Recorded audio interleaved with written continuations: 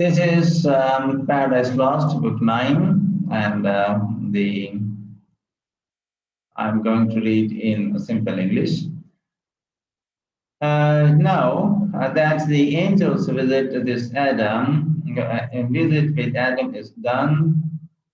Angels visit with Adam is done. We can get into more important things, like when man lost faith and disobeyed God, and God got angry and passed judgment, and that brought the suffering that we all know into the world, like sin, death, and misery.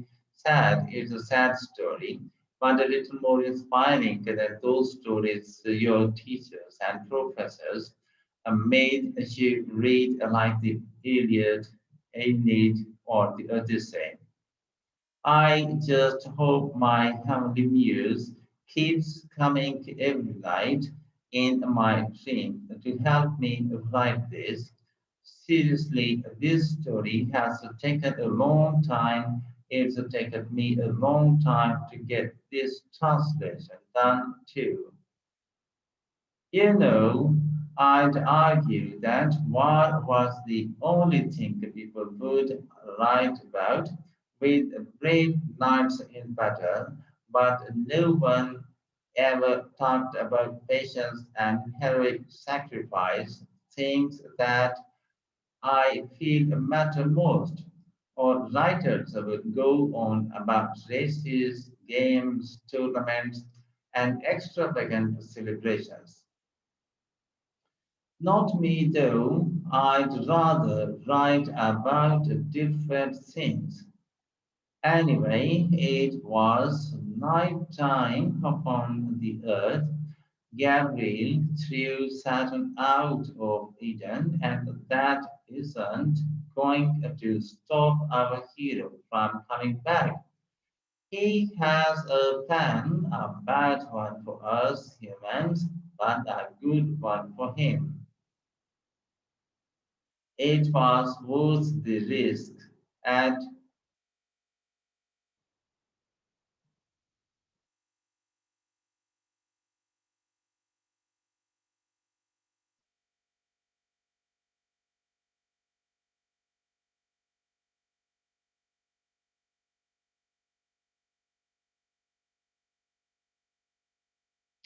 okay, it was worth the risk, and returned at midnight, because at daytime Ariel was able to spot him and warn the other angels. For 7 nights Saturn flew around the earth, but staying in the dark side of the earth. Finally, on the eighth night, he returned, like those Mission Impossible movies. He found a secret way in. It was a place that was actually not even there anymore because sin had destroyed it. It was a place where the Tigris River flowed, where it went underground and eventually led to the Tree of Life. This is where Saturn swam through the mist. He rose and found himself in the garden. Now he needed to hide, so he searched everywhere.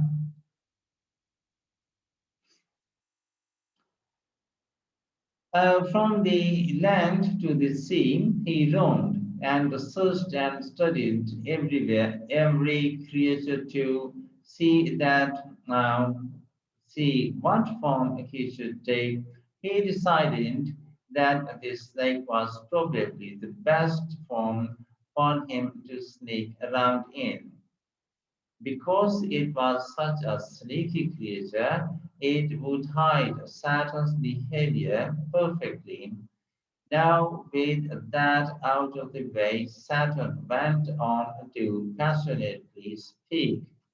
Well, this earth reminds me of heaven, just a little bit better and more fitting for angels. God knew what he was doing at this time around when he was creating this world. It's much like an earthly heaven but surrounded by other heavens. Yet God is the center of heaven, and this here is the center of the universe. The stars light up the life of everything here, making the animals and plants and even men. I couldn't walk around here. I could have walked around here and enjoy all the sights. Everything is so peaceful, everything that I am not. The more that I see all of this beauty, the more I am tortured. My anguish would be worse if I was still in heaven, but I am not keen on setting on living here right now or in heaven. I'd only stay in heaven if I could overthrow God. And I'm not looking for an escape from misery. I just want to make everyone else as miserable as me. Who cares if that makes my condition any worse? I just want everyone and everything destroyed too.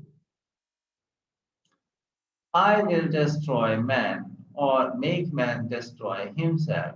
I'll have glory. All my followers on a certain ground will like this so much that I could do annihilate God's creation in one day, what it took God 6 days to make. I don't think God had planned this creation of man for long. It could have been a surprise for him since the time I freed half of his slave angels. Did he forget how to create more angels, or did he just create this man out of dirt to replace us? Did he make man and make his awesome world for man and then plan to reduce the angels to be at man's service? And those damn guards that I have to sneak past as a snake. Ooh. What has become of me? I was great, and now I am going to be slithering on like a snake. I guess this is what having ambition and average gets you, and revenge gets you. I guess this is what having ambition and revenge gets you. The higher you aim, the harder you fall. Revenge is sweet at first, but it gets bitter in the end. Whatever, I don't really care anyone as long as I can mess with God's man of clay. It's payback, it's payback time, like a black mist creeping along. He searched through the night for a snake to possess. Into the snake's mouth Satan went. Saturn slept, and there he waited until the morning at dawn in Eden. The flowers gave off their morning smells, which awakened our lovely couple. They said their morning prayers and took a deep breath before getting to work in the garden. You should know that there is actually a lot of work for just two people. Eve spoke to Adam. Adam, we are working so hard in this garden, but everything is growing so fast that I don't think we can keep up. I have an idea. Let's split up, which is probably what you shouldn't do with Saturn lurking about. So let's put our dramatic ironing hats on now. You go on with the vines, and I'll tend to the roses. I figure this is the best way before we get distracted, Adam replied. Eve, you are the best companion a guy can have. No one and nothing can compare to you. I don't think God wants us to work so hard. We should enjoy each other's company here. We are meant to enjoy all that is around us. That makes us different from the animals. We are not supposed to work so much that we can't enjoy life. I'm sure we can keep the maintenance up around us until we have children to help us with it all. But if you want to work hard right now, then so be it. I don't mind if we go our separate ways to get it all done. I do look forward to seeing you again after we are through. I'll be honest though, I will worry about you going off alone. Remember what Raphael warned us about? Satan is out here somewhere and he wants to harm us. I'm sure he is hiding, watching and waiting for the right time to strike. He may plan to get us to disobey God or split us apart or whatever. I think we should stick together. You belong next to your husband, so I can protect you. Eve was a little hurt and offended for some reason. She replied as sweetly as she could. Yeah, I remember the warning about Satan. I just never thought as you would think I would just wander off and let Satan hurt me. He can't hurt us physically because we are protected from death or pain. Do you think Satan could easily trick me and that I am not strong enough to defend myself? I am not helpless. What are you even thinking about me, Adam? Adam tries to try and help the situation. Eve, as you are the immortal daughter of God and man, no one is saying as you are going to sin. I'm saying that it is not that I have no confidence in you. It's just even if Satan fails, it would be kind of an insult to you. You would resent the attempt, I am sure. And actually, if you stay together, if we stay together, we'll be stronger against any attempt. Satan is bold, but I don't think he'll take us on if we are stronger. We are together. Besides, I must step up and get in his face. However, I also don't think we should underestimate him because he did pull the angels to side with him when we are together. Eve, I can be more stronger and braver because a man will never look weak in front of his woman. You should feel that way. However, Eve was still convinced Adam didn't trust her being on her own in the garden. She replied, you know, if this is how it's supposed to be, where we are afraid and to be apart for a bit, what kind of life is that? How can we be truly happy? We can't be harmed if we just say no to Satan and sin. His attempt to tempt us won't shame us, it only shames him. Plus, it will be something we can be proud of to say no to evil. I don't think God meant for us to live in fear here, Adam replied. I believe God made everything perfect here, including everything that protects us from harm, sin, and even Satan himself.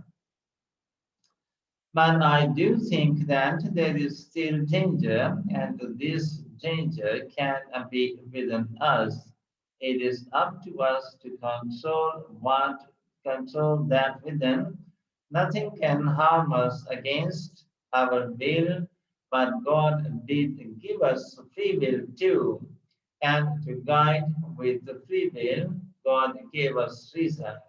So we need to be mindful that some of our thoughts and reasoning can misinform us into mistaking evil for good. It's not mistrust, but love. And I want to remind you of that often. We are strong, yes, however, it is still possible to fall into temptation. We must be careful. I really think it's better if you stay with me and not wander off.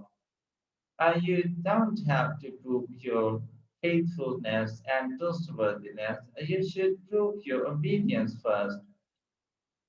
But I know how you are keen on facing temptation head on, so I'd say go ahead.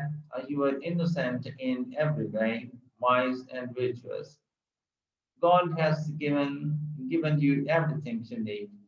Eve has won the small argument. She replied, I'll go on then, with your permission, because facing temptation head on is better than letting it come to us when we least expect it. Although there is probably nothing to worry about, I highly doubt someone as proud as Satan, and you even attempt to attack the weaker sex first, because if he were to fail, that would shame him even more. Eve then let go of Adam's hand. She glowed like Diana, the goddess of hunting. She then disappeared into the woods, but instead wielding gardening tools and not a bow and quiver of arrows. Adam watched her as she left, wanting her even more, and the further she walked away. He kept calling for her to turn around and come back, but as she kept walking, she reminded him that she'd be back by noon. Oh, but you and I both know that she wouldn't come back the same. Saturn is out there waiting in the shade among the flowers. Ever since the break of dawn, Saturn has been waiting for the two of them to come around.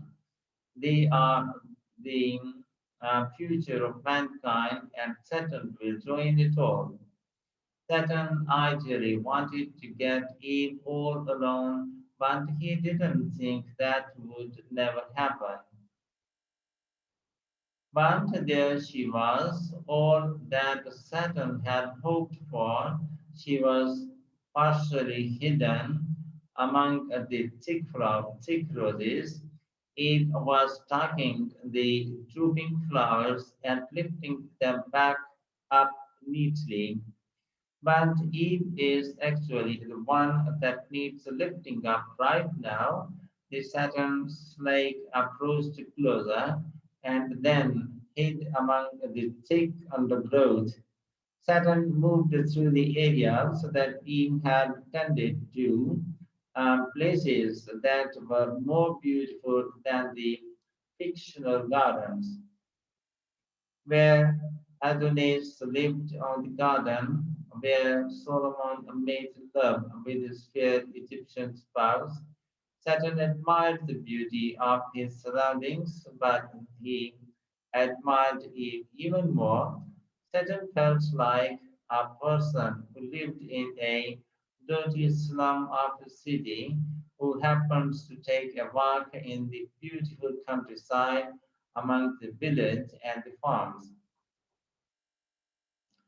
The pleasant smells and sounds, and the beautiful women that passed by. Everything looked so picturesque, but Eve's radiance glows overall. Eve was like an angel to him. For a moment, he her beauty and innocence overcame Saturn's hate, almost to the point where he actually forgot his evil plans. He, the hot hell inside Saturn reminded him of his intentions. He was feeling the torture of things and pleasures that he knew he could never have. The hatred came back. He spoke. Am I losing my mind? Am I forgetting what I came here for? I need to snap out of it. I'm here for hate, not love, not nice things.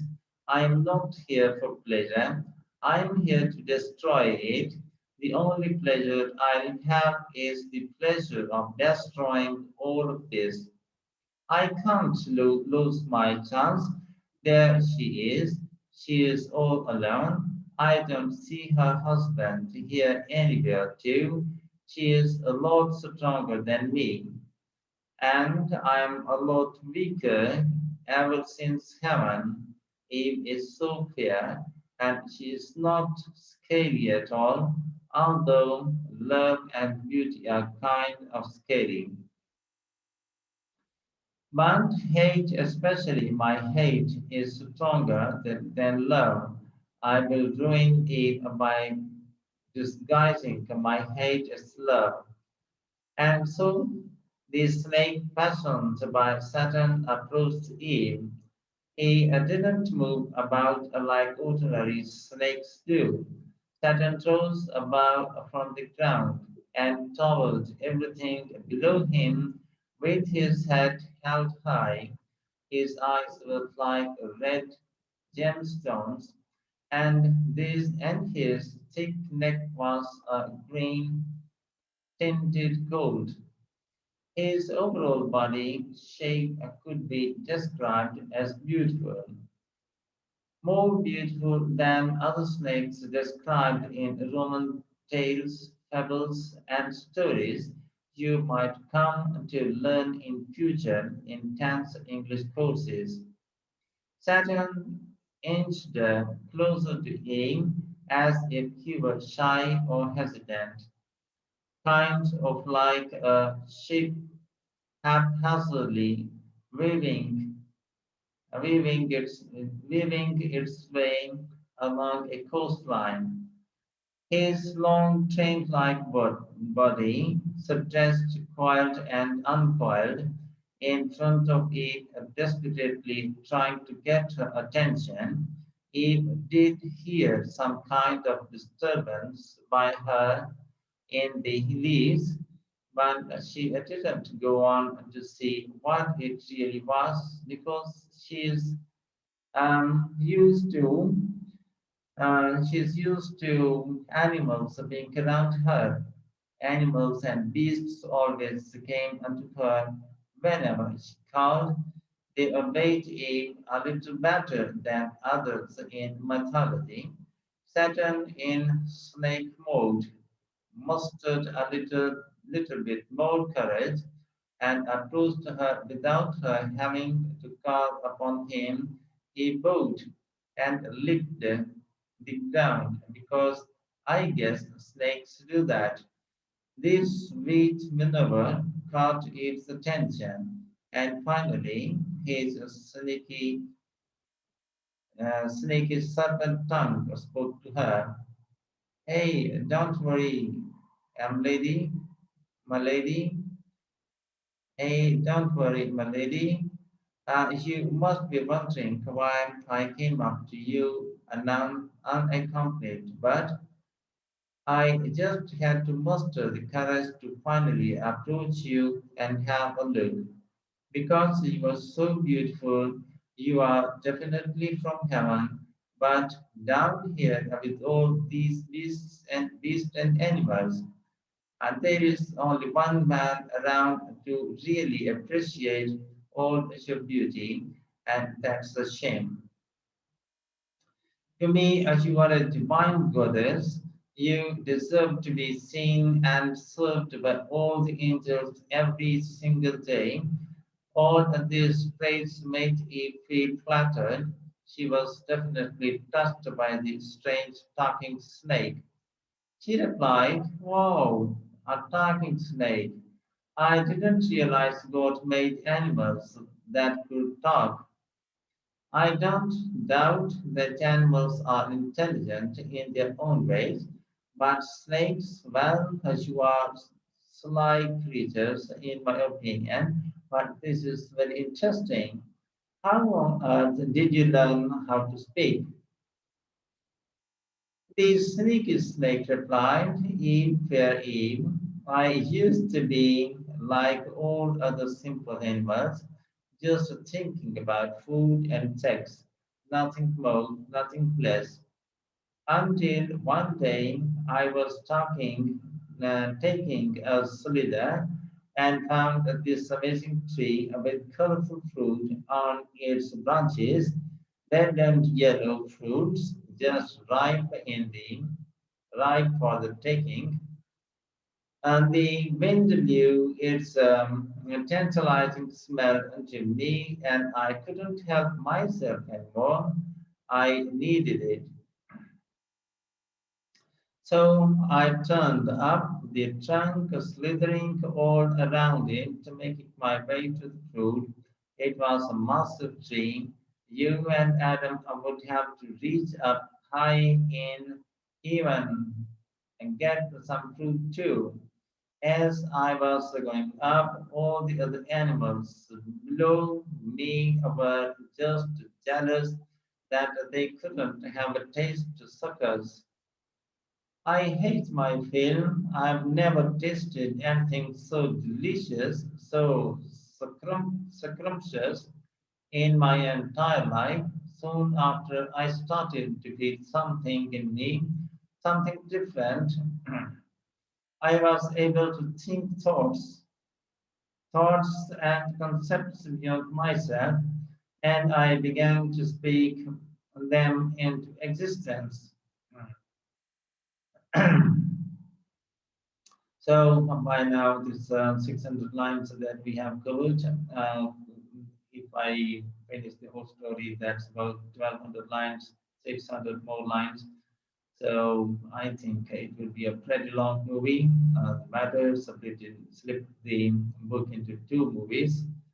And so till I make the next movie, I beg leave of you and wish you all the best with your efforts for the exams and preparation for the. And also, this is an interesting story that you are listening to now, and it will also help you, and maybe it will make you proud throughout your life. When you talk about it, and there is you see interesting things. And though this is not, you see, an Islamic story, it is a kind of Christian story, you see, but it has a great similarity of the two. So in the end, I beg leave of you and wish you all the best. And if you have not yet subscribed, please. And if you have not yet, please subscribe to the channel and press the like and bell button to get the fresh from me. Thank you for watching.